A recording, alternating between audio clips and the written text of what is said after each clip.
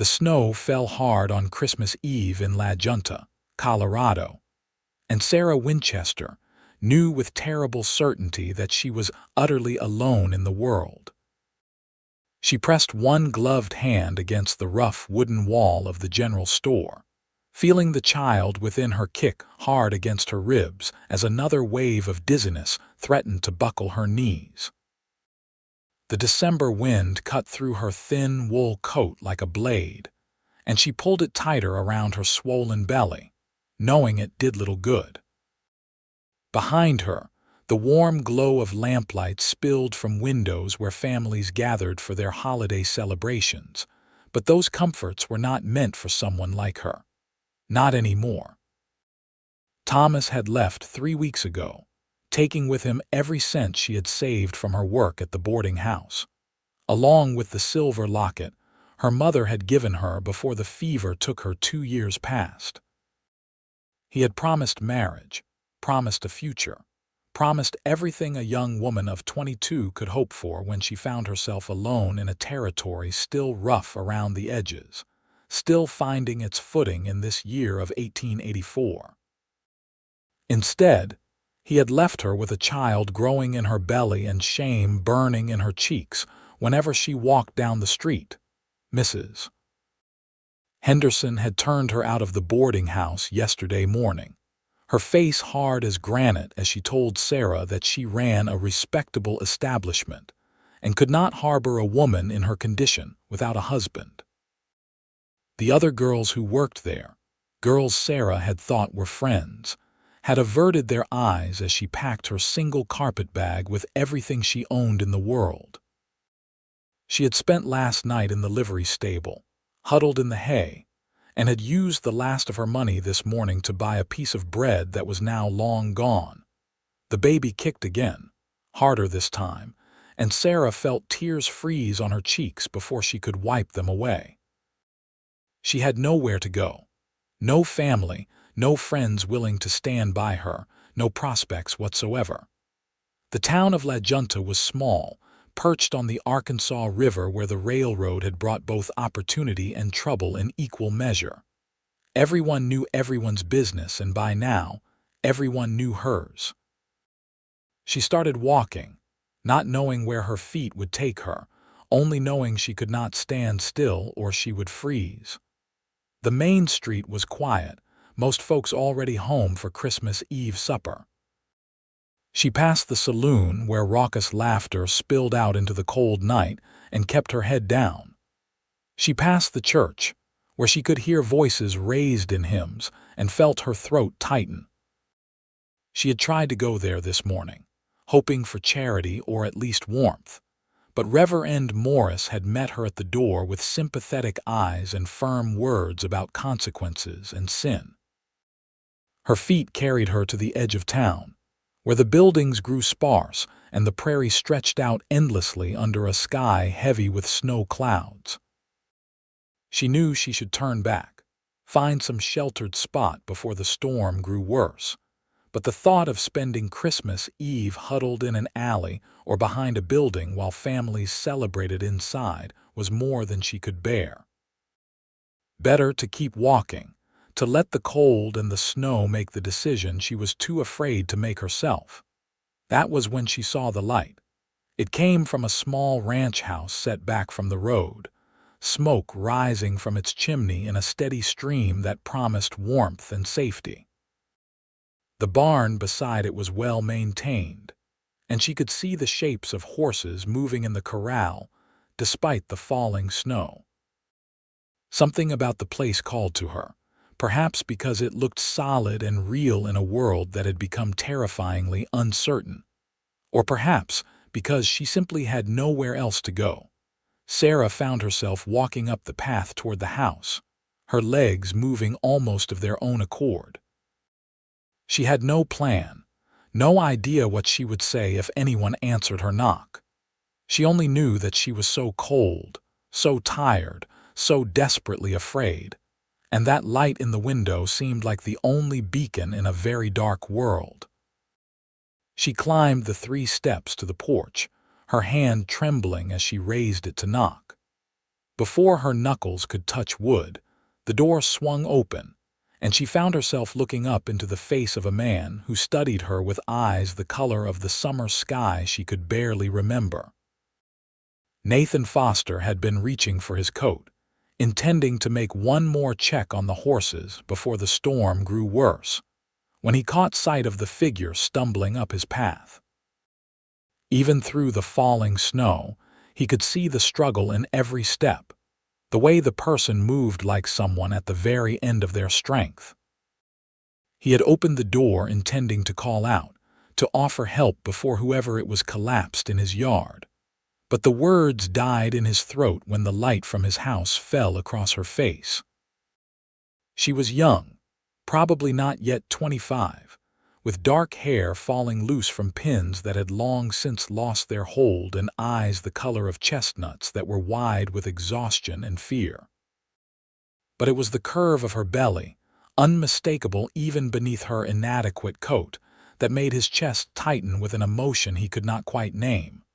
"Please," she said, and her voice was barely a whisper, hoarse from cold or crying or both. "I do not mean to intrude. I just need somewhere warm for tonight. I can work. I can clean or cook or whatever you need. I just cannot be out in the cold anymore."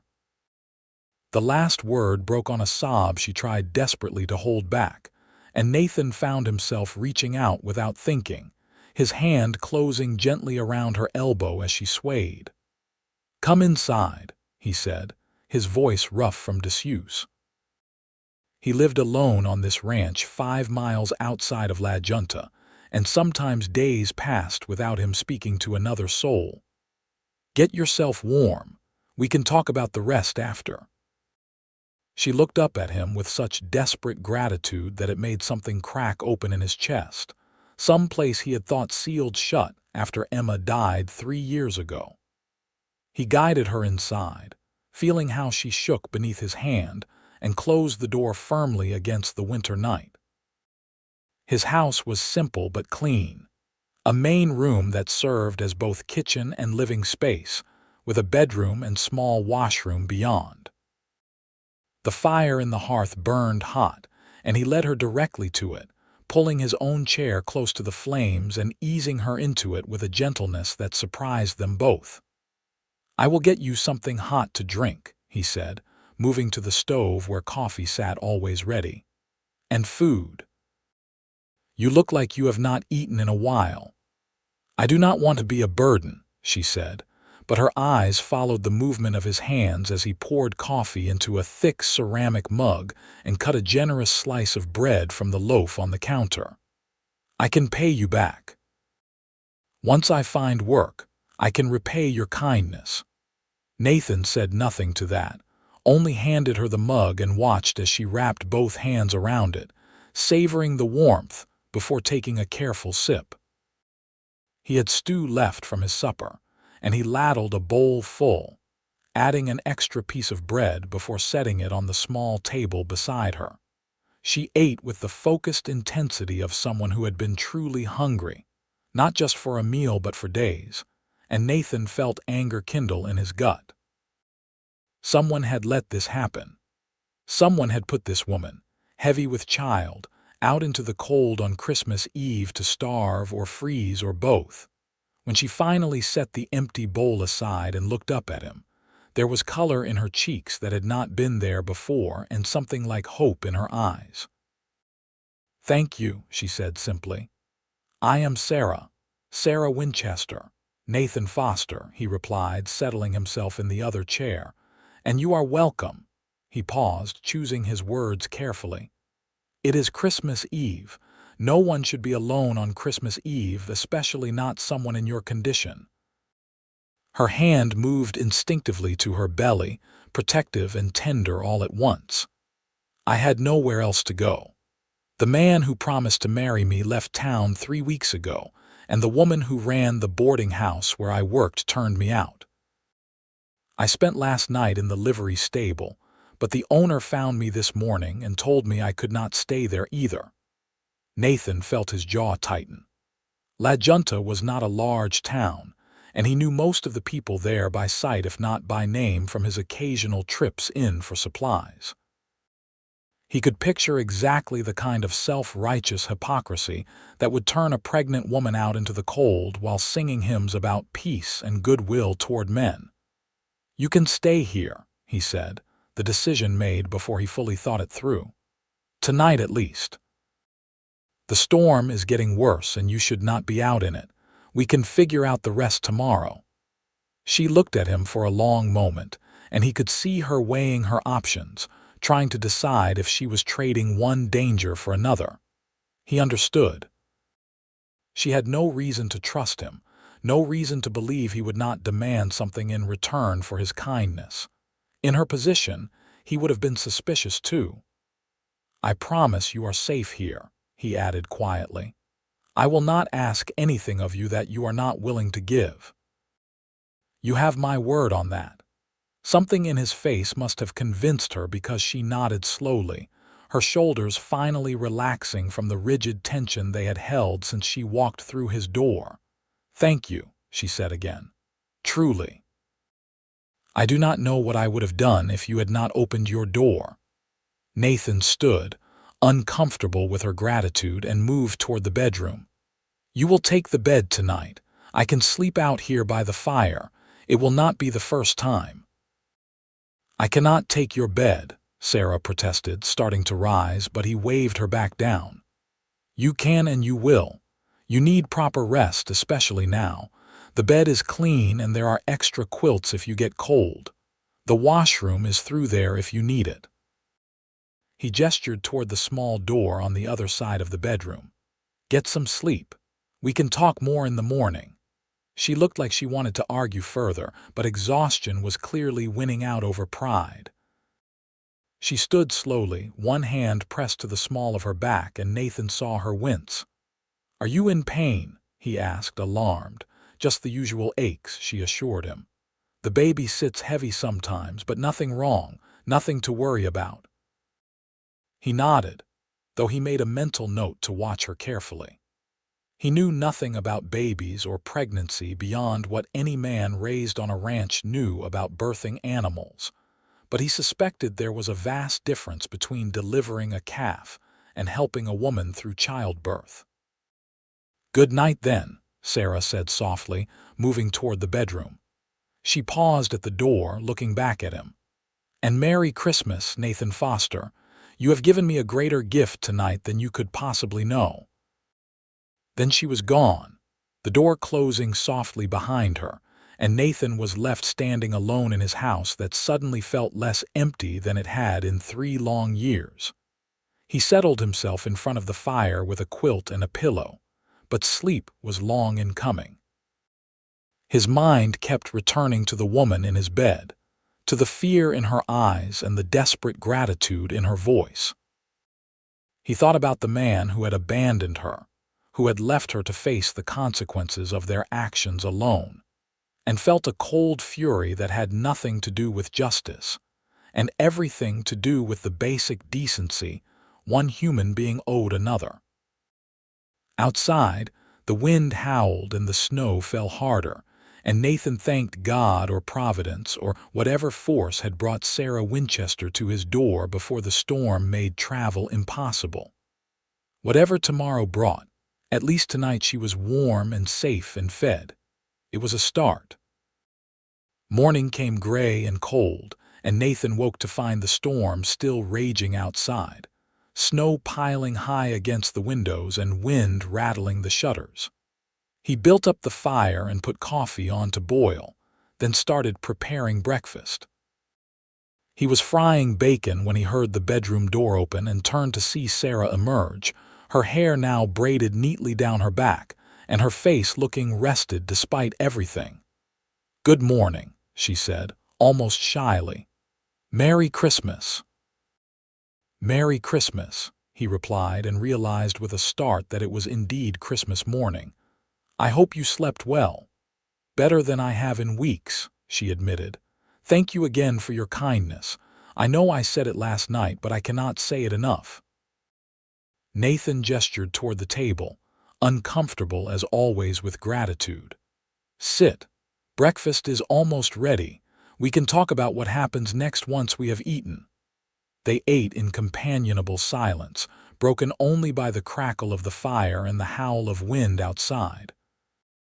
Nathan found himself watching Sarah when she was not looking, noticing small things like the way she savored each bite as though it might be her last, or the way her hand would occasionally drift to her belly in a gesture so tender it made his throat tight. "The storm is bad," he said finally, pushing his empty plate away. "Likely to last another day or two if I am reading the signs right. Even after it clears, the roads will be difficult for a while." Sarah nodded, her expression carefully neutral. "I understand. Once it is safe to travel, I will head back to town. Perhaps I can find work there or passage to somewhere else." "That is what I wanted to talk to you about," Nathan said slowly. "I do not think La Junta is going to offer you much in the way of opportunity, especially not in your condition. From what you told me last night, the people there have already made their judgment." She flinched, but did not deny it. "I do not have many options. I have no money, no family. I will have to make do with whatever I can find. Or you could stay here." The words hung in the air between them, and Nathan saw Sarah's eyes go wide with surprise. "Stay here," she repeated. "What do you mean?" Nathan leaned back in his chair, trying to find the right words. "I mean exactly that. You could stay here on the ranch. I could use help around the place. Someone to cook and clean and keep the house. In return, you would have a roof over your head, food and safety. For you and the baby." Sarah stared at him, and he could see her mind working, trying to understand what he was really offering and what he might expect in return. "I would not ask anything improper of you," he added quickly. "You would have the bedroom, same as last night. I can sleep out here or rig up something in the barn once the weather clears. This would be a working arrangement, nothing more. You need help, and I could use an extra set of hands around the place. It makes sense for both of us." "Why would you do this?" Sarah asked, her voice barely above a whisper. "You do not know me. You have no reason to help me, especially like this. What if people talk? What if it damages your reputation?" Nathan snorted. "My reputation can handle it. I do not go into town often, and I care little for what most folks think of me anyway. As for why, let us just say that I know what it is like to lose someone, to be alone. My wife died 3 years ago, and there were people who helped me when I needed it. Maybe this is my chance to pass that along." It was more than he usually said about Emma, more than he had told anyone in town beyond the bare facts when he first arrived in La Junta looking for a fresh start. But something about Sarah, about her situation and her desperate courage, made him want to be honest. "I am sorry for your loss," Sarah said softly. "That must have been very difficult." "It was," Nathan acknowledged. "But time moves on whether we are ready or not. The question now is what you want to do. I am offering you a place here for as long as you need it. You can help around the ranch when you are able, and once the baby comes, we will figure out what works best. No strings, no expectations beyond honest work. What do you say?" Sarah was quiet for a long moment, her hands folded on the table in front of her, her eyes distant as she thought through her options. Nathan waited, giving her the time she needed to make her decision. He knew he was asking a lot, asking her to trust a stranger with her safety and her child's future. But he also knew that what he was offering was probably the only real chance she had. "I accept," she said finally, looking up to meet his eyes, "and I promise you will not regret it. I will work hard and I will do whatever needs doing around here. You have given me a second chance when no one else would, and I will not waste it." Nathan felt something ease in his chest, a tension he had not realized he was carrying. "Good. That is settled then. Once the storm clears, I will go into town and get some things you will need. Supplies for you and the baby. Until then, we can work on making you comfortable here and figuring out the arrangement. They spent the rest of Christmas Day settling into a routine that felt surprisingly natural. Sarah proved to be a capable cook, much better than Nathan with his bachelor habits, and she insisted on preparing dinner despite his protests that she should rest. They talked as she worked, trading stories about their lives before this moment. Nathan learned that Sarah had been born in Kansas, that her father had died when she was young, and her mother had struggled to keep food on the table until the fever took her 2 years past. She had come to Colorado looking for work, hoping the growing territory would offer opportunities that Kansas had not. She had found a position at the boarding house, working hard and saving every penny, dreaming of maybe opening a small shop of her own someday. Then Thomas had arrived, a charming drifter with easy smiles and easier promises. She had believed him when he said he loved her, believed him when he said they would marry as soon as he got his stake together from the railroad work he was doing. By the time she realized she was pregnant, he was already planning his departure, and by the time she told him about the baby, he was gone. "I was foolish," Sarah said, her hands busy with chopping vegetables for the stew. "I should have known better. My mother always warned me about men like that, men who promise the world and deliver nothing but heartache." "You trusted someone you cared about," Nathan replied. "That is not foolish. It is human. He was the one who did wrong, not you." Sarah glanced at him, something like relief in her eyes. "Most people do not see it that way. Most people say I should have known better, should have been more careful, as if I am the only one responsible for what happened." "Most people are hypocrites," Nathan said bluntly. "They will judge you for the exact same things they have done or wanted to do themselves. The only difference is you got caught, and they did not." She laughed at that, a real laugh that lit up her whole face, and Nathan realized with a start that she was actually quite beautiful when she was not weighted down by fear and exhaustion. The thought made him uncomfortable, and he quickly changed the subject, asking her about what she knew about ranch work. "Not much," she admitted. "I grew up in town, and the boarding house did not exactly prepare me for dealing with livestock, but I am willing to learn. I am stronger than I look, even now." "I do not doubt it," Nathan said. "Anyone who could survive what you have been through and still keep going has strength enough for anything, but we will start slow. Once you are settled in more, I can teach you about the horses and the other animals. For now, just focus on getting comfortable here and taking care of yourself." That evening, they sat by the fire as the storm continued to rage outside, and Nathan found himself telling Sarah about Emma.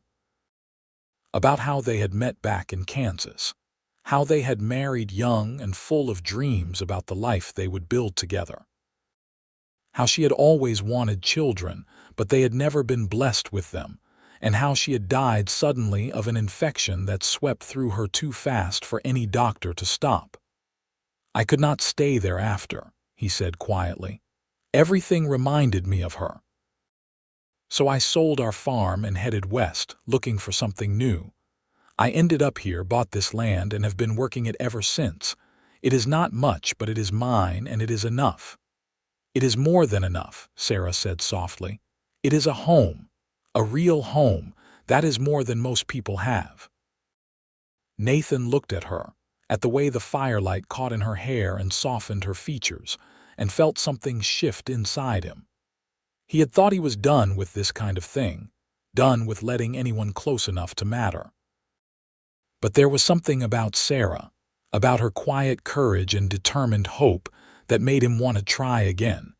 He was not foolish enough to call it love. They barely knew each other, and she was vulnerable in ways that made any kind of romantic feeling inappropriate at best and predatory at worst. But there was something there, a connection that went beyond simple charity or basic human decency. He wanted to protect her, yes, but he also wanted to know her, to understand what made her laugh and what made her cry and what dreams she still carried despite everything that had tried to crush them. For now, though, it was enough that she was safe and warm under his roof. Everything else could wait. The storm finally broke 2 days after Christmas, leaving the world outside blanketed in white and the air so cold it burned the lungs. Nathan spent the morning clearing paths from the house to the barn and checking on the animals, making sure they had all weathered the storm safely. When he came back inside, stamping snow from his boots, he found Sarah kneading bread dough with the focused concentration of someone determined to earn their keep. "I am going into town this afternoon," he announced, unwinding the scarf from around his neck. "To get supplies and a few things you will need. Is there anything specific you want me to look for?" Sarah paused in her work, flour dusting her hands and a smudge of it on her cheek. "I do not want you spending your money on me. You have already done so much." "We had an agreement," Nathan reminded her. "You work for me, I provide for your needs. That includes making sure you have proper clothes and supplies for when the baby comes. Now, is there anything specific, or should I just use my best judgment?" She bit her lip, clearly torn between pride and practicality. Finally, she said, "Some fabric would be useful. I can sew baby clothes and maybe make myself something warmer, and if the general store has any cotton or flannel, that would be good for diapers and such." Nathan nodded, making mental notes. "What about medicine? Anything the baby might need when it comes? There is a midwife in town, Mrs. Carter. If you could let her know where I am and that I might need her help when my time comes, that would be helpful. She is a kind woman. I think she will come even for someone like me." "There is no someone like you," Nathan said firmly. "There is just you, a woman about to have a child who deserves the same care and respect as anyone else. I will talk to Mrs. Carter and make sure she knows to come when you need her." Sarah's eyes grew bright with unshed tears and she looked away quickly. "Thank you for everything. I keep saying it, but I do not think you understand how much this means to me." "I understand," Nathan said quietly. "And you do not need to keep thanking me. We are helping each other. That is how this works." He left an hour later, the horse picking its way carefully along the snow-packed road toward town. It was a cold ride, the kind that made his bones ache and his fingers stiff even inside thick gloves, but his mind was occupied with thoughts of Sarah and what she would need. He found himself looking forward to finding things for her, to seeing her face when he returned with supplies that would make her life easier. La Junta was busy despite the cold, people taking advantage of the break in the weather to get their own errands done.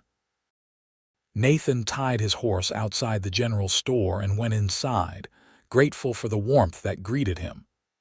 Mrs. Patterson, who ran the store with her husband, looked up from the counter and gave him a friendly nod. "Nathan Foster, good to see you. Thought maybe you got snowed in at that ranch of yours." "Just about," Nathan replied, moving toward the shelves. "I need some supplies.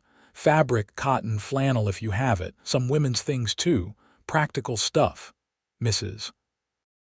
Patterson's eyebrows rose slightly, but to her credit, she asked no questions. "Got plenty of fabric in the back. Let me show you what I have, and you can decide what suits." They spent the next 20 minutes selecting materials, and Nathan found himself describing Sarah's situation in general terms, saying only that he had hired someone to help around the ranch and needed to get her properly supplied. If Mrs. Patterson suspected there was more to the story, she kept it to herself, only suggesting items that might be useful and offering a fair price for everything. Nathan also bought food supplies, sugar and flour and coffee, dried beans and salt pork, everything they would need to last through the winter without another trip to town. He added a few small luxuries too, hard candy and a tin of peaches, thinking of how Sarah's face might light up at the treat. His final stop was to find Mrs. Carter, the midwife Sarah had mentioned. He found her at her small house near the church, a woman of perhaps 50 with capable hands and kind eyes. She listened carefully as Nathan explained the situation, his voice level and matter of fact. "Sarah Winchester, Mrs. Carter repeated slowly. "I heard she had been turned out of the boarding house. Mrs. Henderson came to me, all self-righteous fury, saying she had finally rid her establishment of a woman of loose morals." She snorted. As if half the respectable married women in this town had not found themselves in the family way before the wedding. Memories are short when it suits people. Nathan felt his opinion of Mrs. Carter rise considerably. "Will you help her when her time comes? I will pay whatever you ask. I just want to make sure she has proper care." "Of course I will help her," Mrs. Carter said firmly. "I am a midwife, not a judge. Every baby deserves to come into this world safe, and every mother deserves help bringing them. You send word when she is ready and I will come, weather permitting." "Thank you," Nathan said with genuine relief. "That takes a weight off my mind." Mrs. Carter studied him for a long moment, her expression thoughtful. "You are a good man, Nathan Foster. Not many would do what you are doing, but be careful. This town has a long memory and a quick tongue. People will talk, and they will not always say kind things." "Let them talk," Nathan replied. "I stopped caring what people thought of me a long time ago." The older woman smiled. "I believe you, but remember that Sarah might not have that luxury. She is going to need friends when that baby comes, people willing to stand by her. I will do what I can, but you should know what you are both facing." Nathan nodded slowly, understanding the warning beneath her words, but his mind was made up. He had offered Sarah a place, and he meant to keep that promise no matter what the gossips of La Junta might say. He loaded his purchases onto the horse and headed back to the ranch, the winter sun already sinking low on the horizon. By the time he reached home, his fingers were numb and his face felt frozen. But the smoke rising from the chimney and the warm light in the windows made something in his chest ease. Sarah met him at the door, taking some of the bundles from his arms and exclaiming over the amount he had bought. "This is too much," she protested, but her eyes were bright as she examined the fabric, running her fingers over the soft cotton and warm flannel. "You did not need to spend so much. I got what you needed," Nathan said simply, hanging up his coat and moving toward the fire to thaw out. "Mrs. Carter says she will come when your time arrives. She seems like a good woman." "She is," Sarah confirmed. "When I first found out I was expecting, she was kind to me, gave me advice about what to expect and how to take care of myself. She did not judge like so many others did."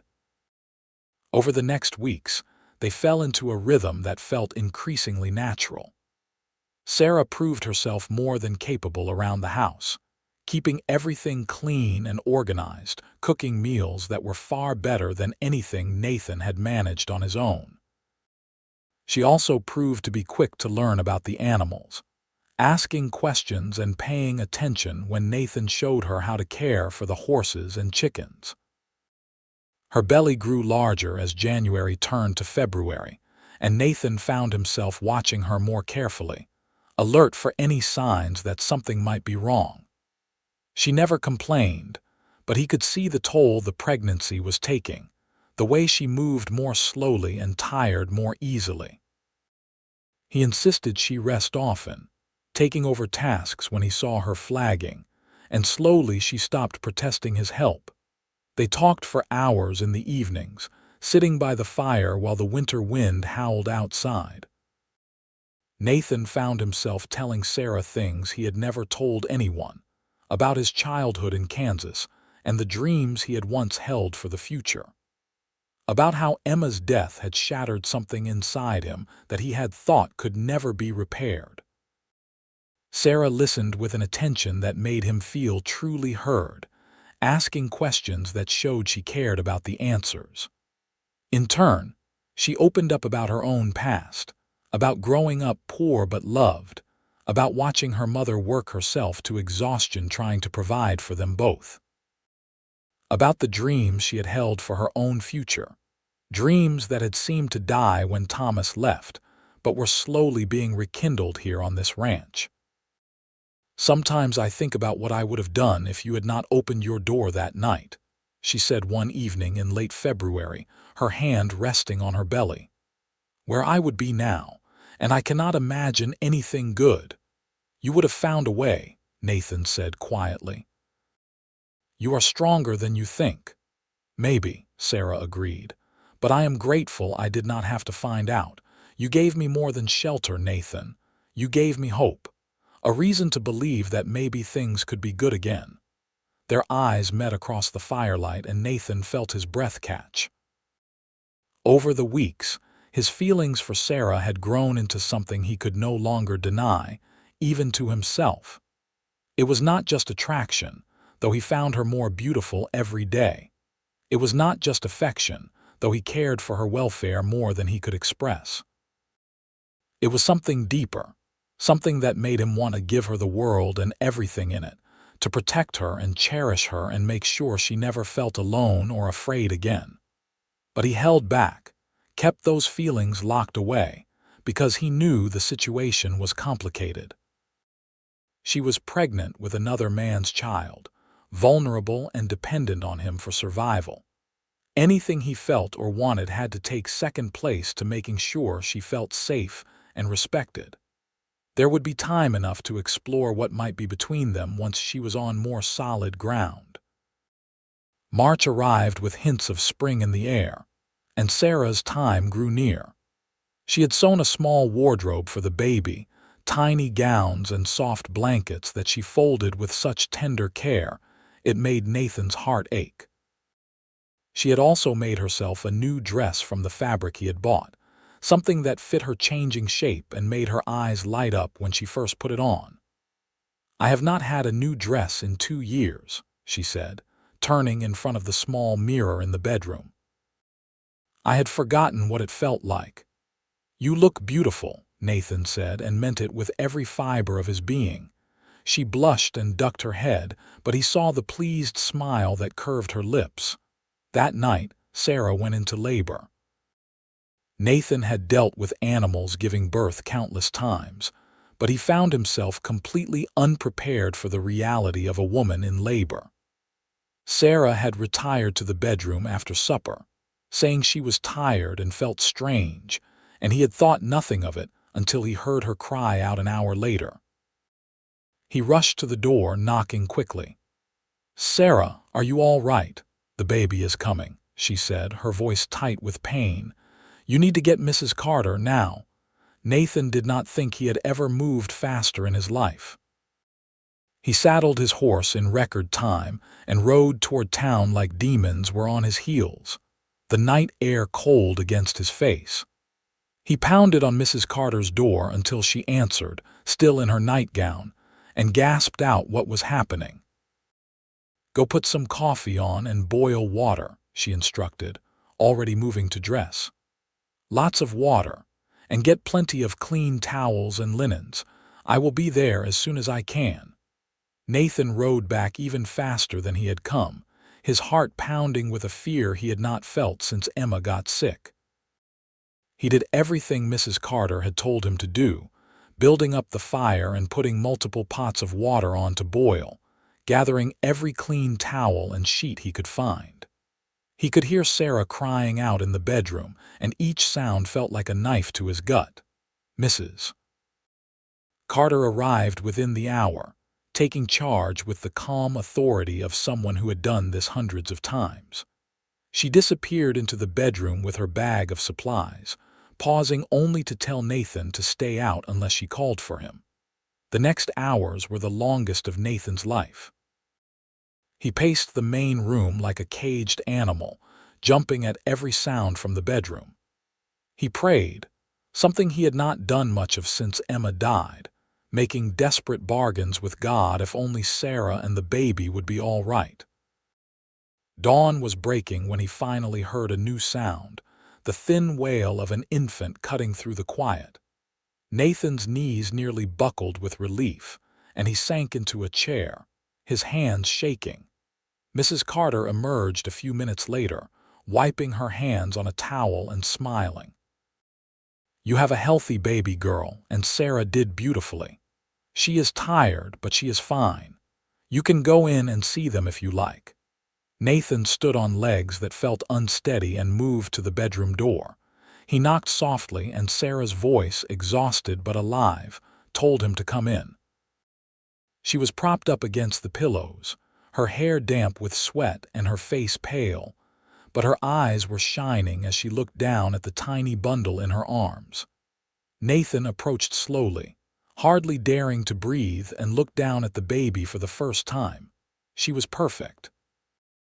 Impossibly small, impossibly perfect, with a dusting of dark hair and tiny fingers that curled and uncurled as she squirmed. Sarah looked up at him with such joy and relief that it took his breath away.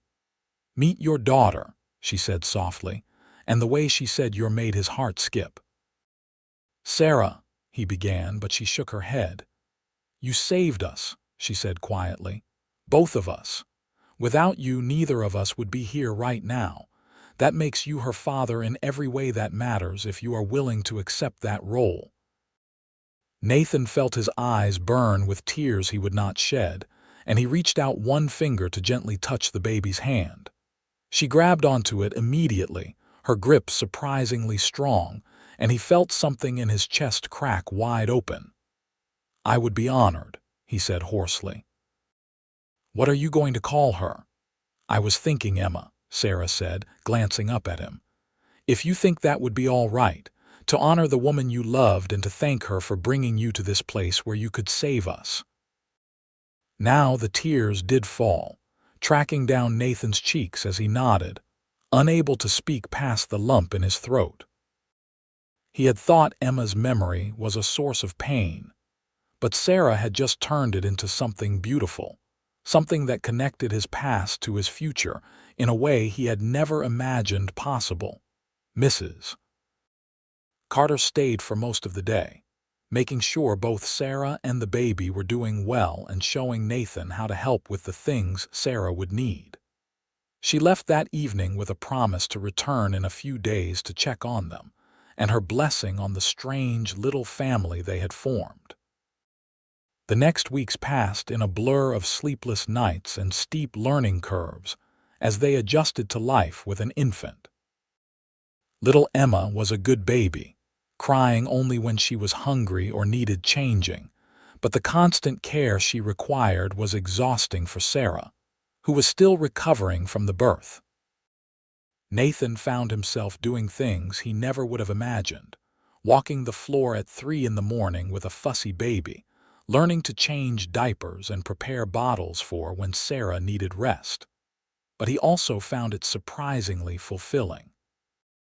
There was something profound about holding the tiny girl and watching her eyes follow his face, about seeing her give her first real smile at 4 weeks old. She was not his by blood, but she was his by choice, and that made all the difference. As Sarah grew stronger and the baby settled into more of a routine, they found time to talk again in the evenings. But now the conversations had a different quality, tinged with an awareness that had been building between them for months. "I do not know how to thank you," Sarah said one night in April, as she nursed Emma by the fire. "You have given me everything, a home and safety and a chance to be a mother to my daughter. You have been kinder to me than I had any right to expect." "You do not need to thank me," Nathan said, the words automatic now. But then he paused, trying to find the courage to say what had been building in his heart for months. "Sarah, I need to tell you something, and I need you to hear me out before you say anything." She looked up, her expression suddenly wary. "All right."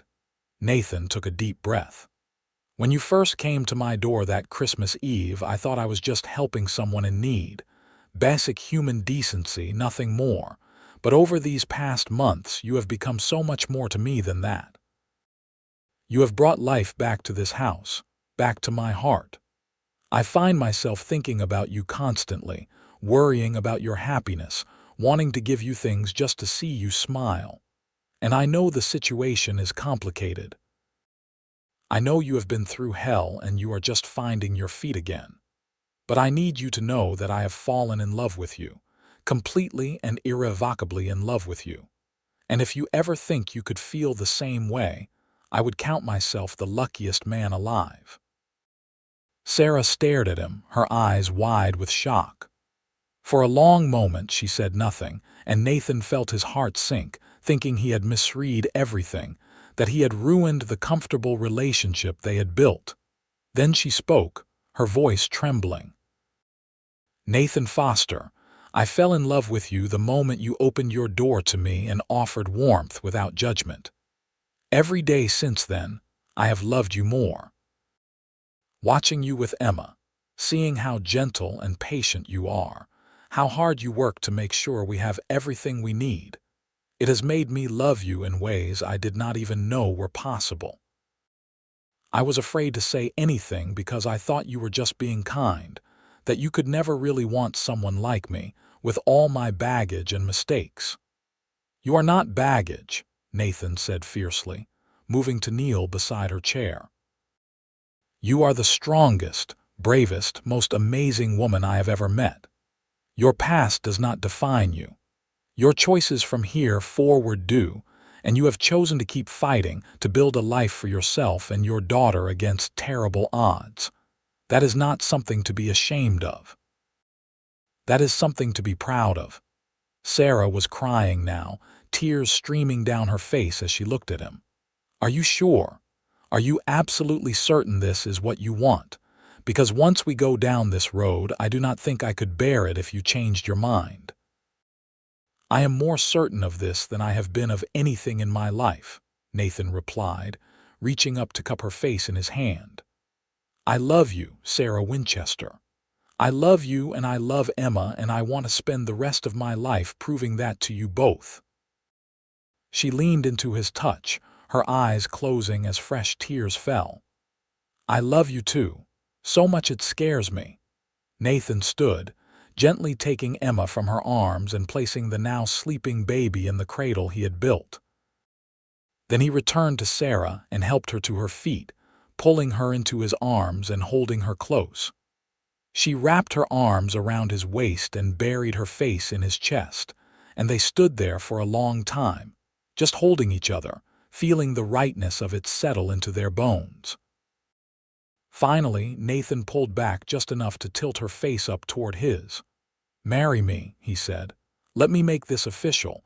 Let me give you and Emma my name and my protection for the rest of our lives. Yes, Sarah breathed.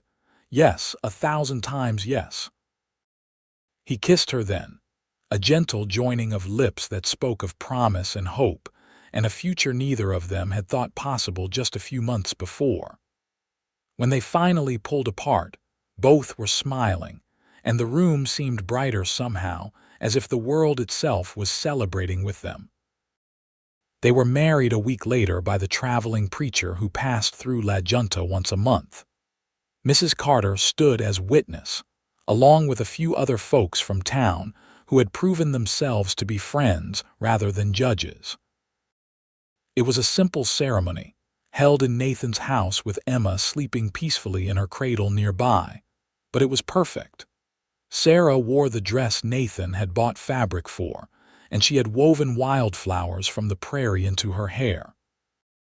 Nathan wore his best suit, the one he had not touched since Emma's funeral, and felt as if he was finally laying the past to rest in a way that honored it while embracing the future. When the preacher pronounced them husband and wife, Nathan kissed Sarah with all the love in his heart, and she kissed him back with equal fervor. They were both laughing as they pulled apart, giddy with the joy of it all. The town gossips did talk, of course. There were those who said Nathan had been taken in by a scheming woman, that he was a fool for taking on another man's child, that the whole situation was scandalous and wrong. But there were also those who saw it for what it was, A second chance at happiness for two people who had every reason to give up on love but chose to try anyway. Nathan and Sarah paid little attention to the gossips. They were too busy building their life together, working the ranch side by side and raising Emma with all the love two parents could offer. The baby thrived, growing into a chubby, happy infant who smiled at everyone and seemed to sense how deeply she was loved. As spring turned to summer, Sarah bloomed like the wildflowers on the prairie. She had always been beautiful, but happiness gave her a glow that made Nathan's breath catch every time he looked at her. She proved to be a natural with the animals, developing a special affinity for the horses that made Nathan laugh and shake his head in amazement. She also proved to be a good businesswoman, suggesting ways they could improve the ranch and increase their income that Nathan had never considered. Together, they expanded the operation, adding more horses and even a small herd of cattle. Sarah took over the books, keeping meticulous records and managing their finances with a skill that impressed Nathan deeply. They worked hard, but they also made time for each other and for Emma, understanding that the family they had built was more important than any amount of money or success. In the evenings, they would sit on the porch together, watching the sun set over the prairie while Emma played at their feet. Nathan would hold Sarah's hand and marvel at how different his life was from what it had been just a year before. Then, he had been alone and convinced he would always be alone. Now, he had a wife he loved more than life itself, and a daughter who had stolen his heart completely. "What are you thinking about?" Sarah asked one evening in late July, noticing the contemplative expression on his face. "How lucky I am," Nathan replied honestly. "How different everything could have been if I had not opened my door that Christmas Eve." Sarah squeezed his hand. "I think about that too sometimes. How close I came to giving up entirely, but you saved me, Nathan. You gave me a reason to keep fighting." "We saved each other," Nathan corrected. "You brought life back into this house, back into my heart. I was just existing before you came. Now I am living." Emma chose that moment to toddle over on unsteady legs, having just learned to pull herself up and take a few steps. She grabbed onto Nathan's knee and looked up at him with a huge smile, babbling something that might have been Papa, and Nathan felt his heart swell almost painfully with love. He picked her up, settling her on his lap, and Sarah leaned her head on his shoulder. They sat there as the last light faded from the sky. A family born from heartbreak and kindness, from desperate need and generous love, from a snowy Christmas Eve when a man opened his door to a woman with nowhere left to go. Summer faded into fall, and Sarah discovered she was pregnant again. The news filled them both with joy, though Nathan found himself worrying about her constantly, remembering how difficult Emma's birth had been. But Sarah assured him this time would be different, that she was healthier and stronger and had proper care from the beginning, Mrs. Carter confirmed the pregnancy and predicted the baby would arrive in late spring. She also noted with approval how well Sarah looked, commenting that happiness agreed with her. "You both look like different people from this time last year," she said, packing up her bag after the examination. "It does my heart good to see how things turned out. Not every story gets a happy ending, but you two earned yours." As winter approached again, Nathan found himself thinking about that first Christmas Eve with something approaching gratitude. Yes, the circumstances that had brought Sarah to his door had been terrible, born of cruelty and abandonment and a society quick to judge. But they had also led to this, to a love deeper than anything he had experienced before, to a family that made every day worth living. On Christmas Eve, exactly 1 year after Sarah had knocked on his door, they sat together by the fire while Emma played with the simple wooden toys Nathan had carved for her. Snow was falling outside again, but this time it felt magical rather than menacing. a perfect backdrop for their celebration. "1 year ago tonight, my life changed forever," Sarah said softly, watching the flames dance in the hearth. "I was so scared, so certain that I had reached the end of everything. And then you opened your door and offered me hope. 1 year ago tonight, I got the greatest Christmas gift I could have asked for," Nathan replied, pulling her close. "I just did not know it yet." Emma toddled over and climbed up between them, and they made room for her, the three of them sitting together in perfect contentment. Nathan thought about the baby growing inside Sarah, about how their family was expanding, and felt a peace he had never known before. The next spring, Sarah gave birth to a son they named Thomas, though everyone called him Tommy to distinguish him from his unfortunate namesake.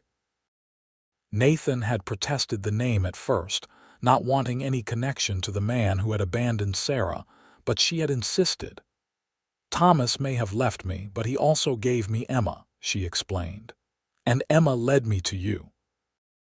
I want to reclaim that name, make it mean something good instead of something painful. Our son will be nothing like that other Thomas. He will be strong and kind and good, just like his father." The birth was easier this time, and Tommy proved to be a healthy, lusty baby who announced his presence to the world with powerful lungs. Emma was fascinated by her baby brother, wanting to help with everything and talking to him constantly in her toddler babble. Nathan found himself utterly besotted with both children, unable to believe his good fortune in having not one but two little ones to love and raise. As Tommy grew from infant to toddler, and Emma grew from toddler to little girl, the ranch continued to prosper. Nathan and Sarah worked together seamlessly, each playing to their strengths and supporting the other's weaknesses. They hired help during busy seasons, providing good wages and fair treatment that earned them a reputation as decent employers. Slowly, even those who had initially judged Sarah harshly came to see the truth of who she really was. The years passed in a blur of busy days and contented nights. Emma started school in town, proving to be bright and curious with her mother's quick mind and her father's steady determination. Tommy was more rambunctious, always getting into mischief and keeping his parents on their toes. But both children grew up knowing they were deeply loved, surrounded by a community that had learned to accept their unconventional family. When Emma was 8 and Tommy was 4, Sarah gave birth to twin girls they named Rose and Lily. The babies were smaller than their siblings had been, and for a few frightening weeks, Nathan and Sarah worried they might not survive. But with careful nursing and Mrs. Carter's expertise, both girls thrived, growing into healthy if petite children who looked so much alike that even their family sometimes had trouble telling them apart. The house had to be expanded to accommodate their growing family, and Nathan built on additional rooms with Sarah's input on the design. What had once been a bachelor's simple dwelling became a real family home, filled with the sounds of children laughing and playing, with the warmth of love lived out in daily acts of kindness and care. Nathan watched his children grow with a gratitude that never faded. He taught Emma and Tommy to ride, showing them how to care for the horses and work the land. He told them stories in the evenings about their grandmothers, both the one he had lost and the one they had never known, making sure they understood the legacy of strength and love they carried. And he loved Sarah more with each passing year, amazed by her strength as a mother and partner, grateful for her presence in his life. Sarah flourished in ways she had never imagined possible that desperate Christmas Eve. She was no longer the frightened, abandoned woman with nowhere to go. She was a wife, a mother, a businesswoman, a valued member of the community. She used her experiences to help other women who found themselves in difficult situations, offering them work at the ranch or connecting them with people who could help. She became known for her compassion and her unwillingness to judge others, remembering all too well what it felt like to be on the receiving end of that judgment. On their 10th wedding anniversary, Nathan took Sarah into town for dinner at the hotel restaurant, their first evening out alone since the twins were born. They dressed in their finest clothes and rode in the wagon, holding hands like young lovers rather than an old married couple with 4 children. Over dinner, they talked about everything and nothing, reminiscing about the past and planning for the future. They talked about how Emma was already talking about maybe becoming a teacher, and how Tommy wanted to be a cowboy like his father. They laughed about the twins and their tendency to switch identities to confuse people, and they marveled at how quickly time had passed. "You ever regret it?"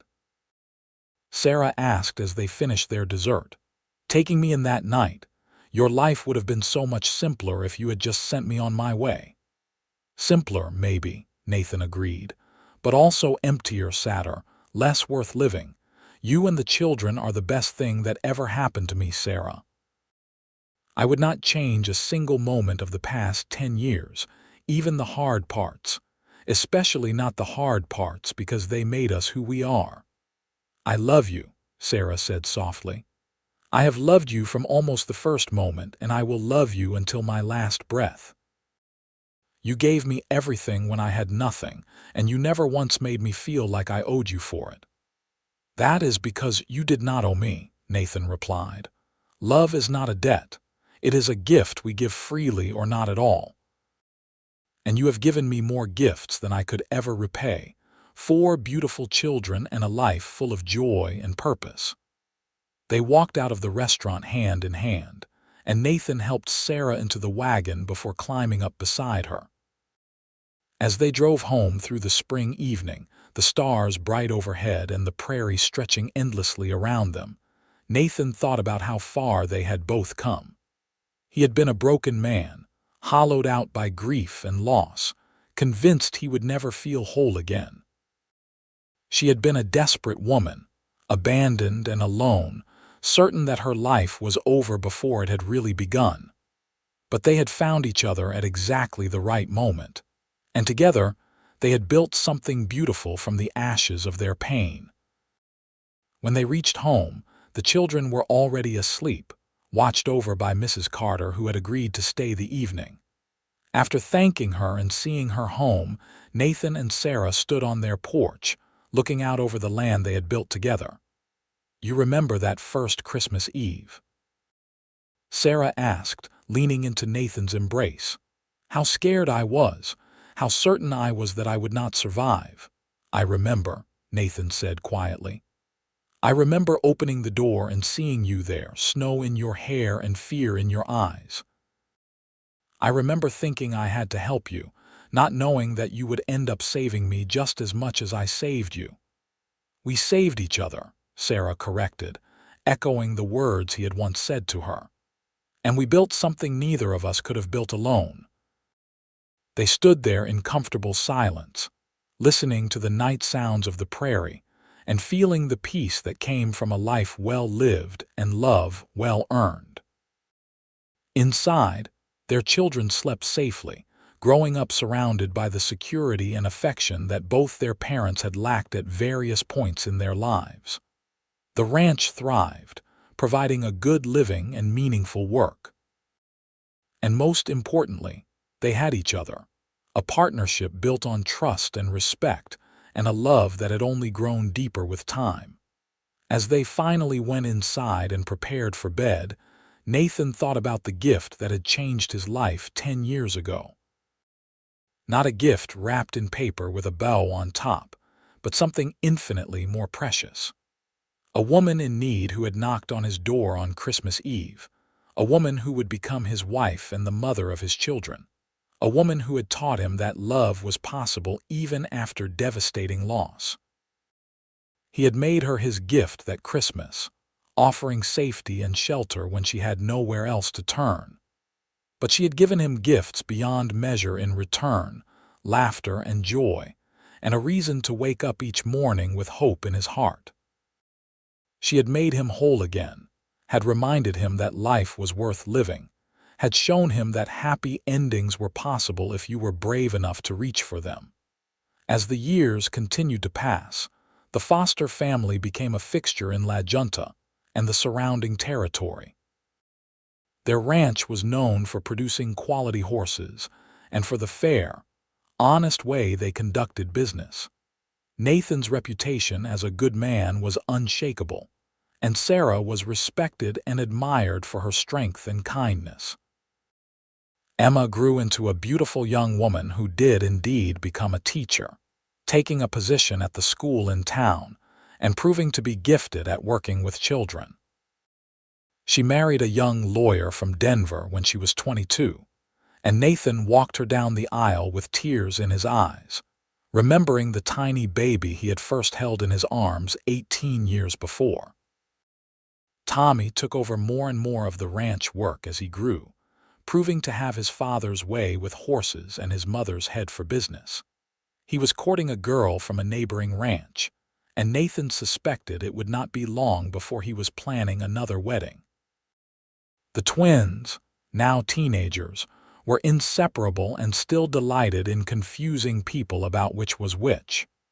They were both interested in medicine, having spent considerable time with Mrs. Carter as she made her rounds, and Nathan and Sarah were already planning how they might get the education they would need to pursue that path. Nathan and Sarah themselves grew older together, their hair turning gray and their movements slowing, but their love remaining as strong as ever. They still sat on the porch together in the evenings, still held hands like young lovers, still looked at each other with the same wonder and gratitude they had felt in those early days. On what would be their 20th wedding anniversary, Nathan woke early and lay in bed watching Sarah sleep beside him. The years had added lines to her face and silver to her hair, but to him, she was as beautiful as the day he first saw her standing on his porch in the snow. He thought about everything they had been through together, all the joys and sorrows, all the triumphs and challenges, and knew with absolute certainty that he would not change a single moment. Sarah stirred and opened her eyes, smiling when she saw him watching her. "Good morning," she murmured.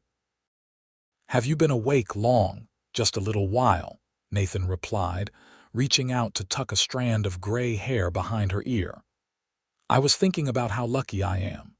20 years married to you, and every day is still a gift."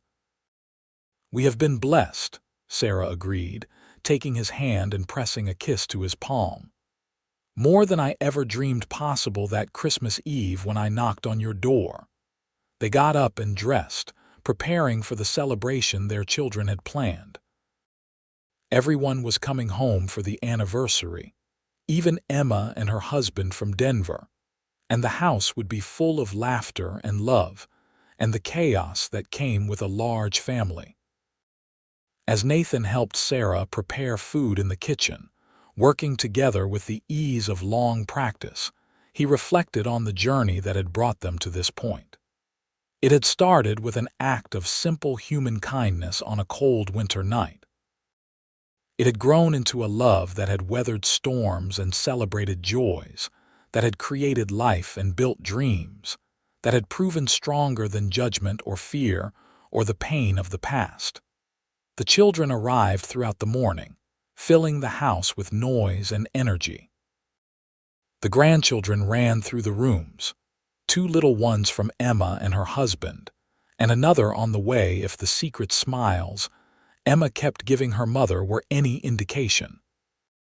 Tommy brought his fiancée, officially introducing her to the family and announcing their engagement to cheers and congratulations. The twins presented their parents with a painting they had commissioned from an artist in town, showing the ranch house with the whole family gathered on the porch, a permanent record of the life they had built together. During dinner, they went around the table sharing memories and expressing gratitude for the family they had become. When it was Nathan's turn, he stood, his hand finding Sarah's and holding tight. 20 years ago, I married the love of my life, he said, his voice carrying clearly through the room. But our story started a year before that, on a Christmas Eve when a desperate woman knocked on my door seeking shelter. I thought I was just helping someone in need that night. I had no idea I was opening my door to my future, to the woman who would make me whole again, to the beginning of this family we have built. He looked down at Sarah, seeing the tears shining in her eyes. You have given me more than I could ever repay. You have given me love and children and purpose. You have shown me that it is possible to start over, to build something beautiful from the ashes of loss.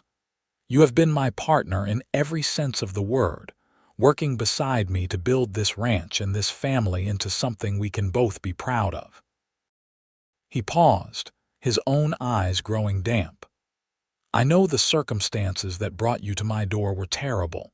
I know you suffered greatly before you found your way here, but I will always be grateful for that Christmas Eve because it gave me you, and you have been the greatest gift of my life.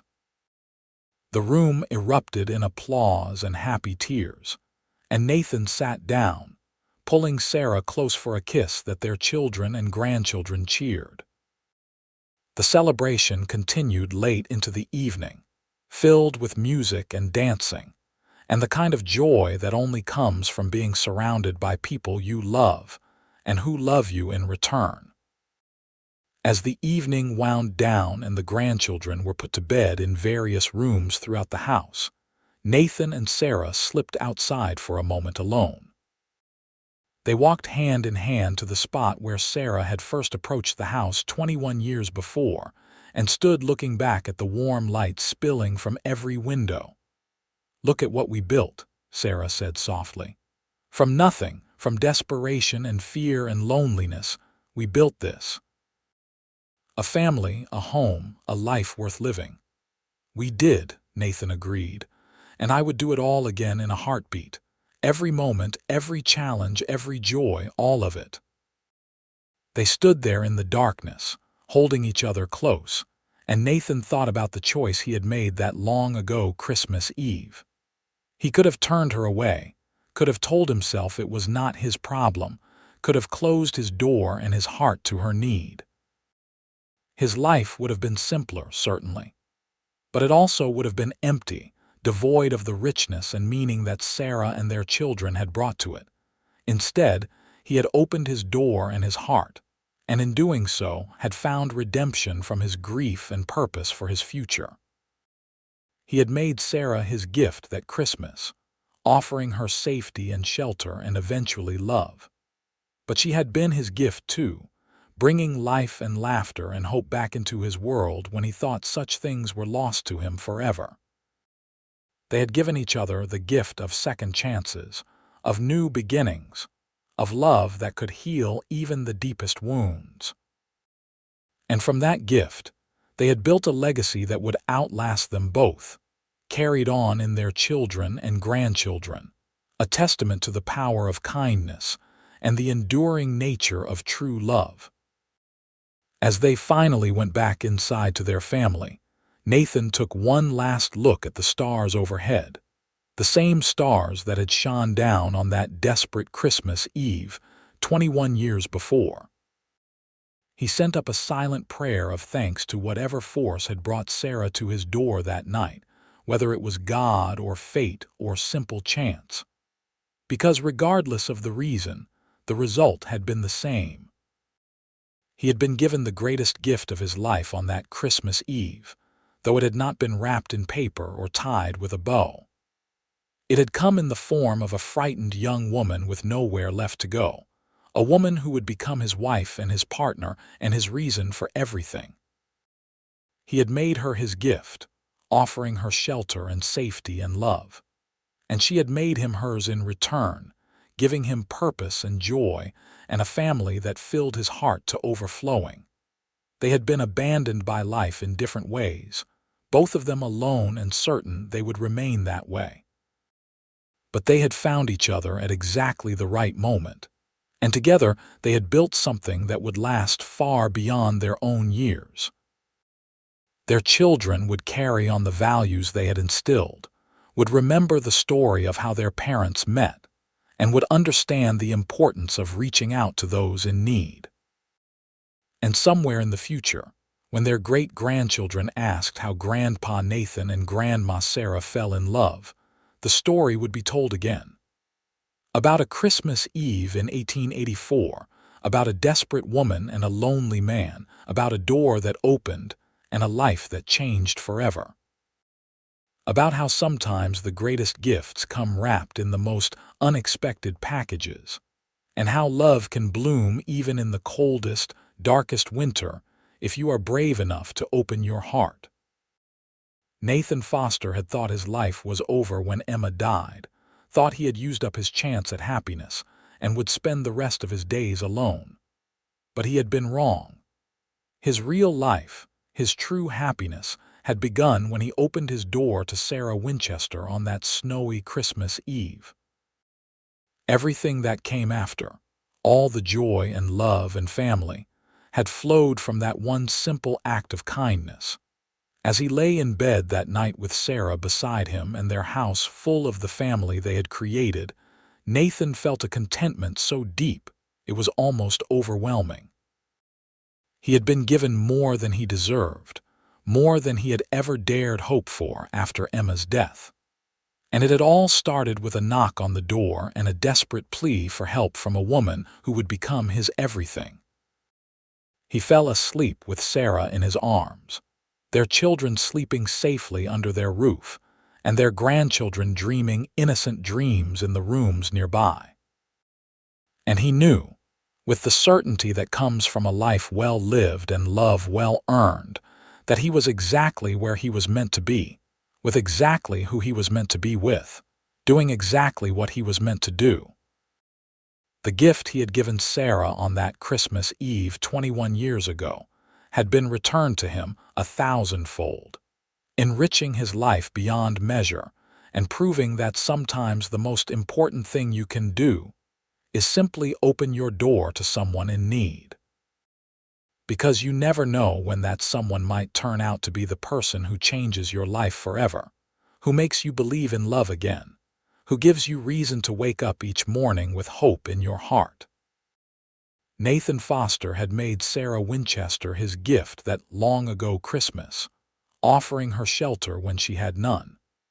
But she had made him hers too, giving him love when he thought he would never feel it again, purpose when he had none, and a family that filled every corner of his heart. And from that mutual gift-giving, they had built something that would endure long after they were gone, a legacy of love and kindness and second chances that their children and grandchildren would carry forward into the future. It was, Nathan thought as sleep finally claimed him, the very best kind of gift. The kind that keeps giving, year after year, generation after generation.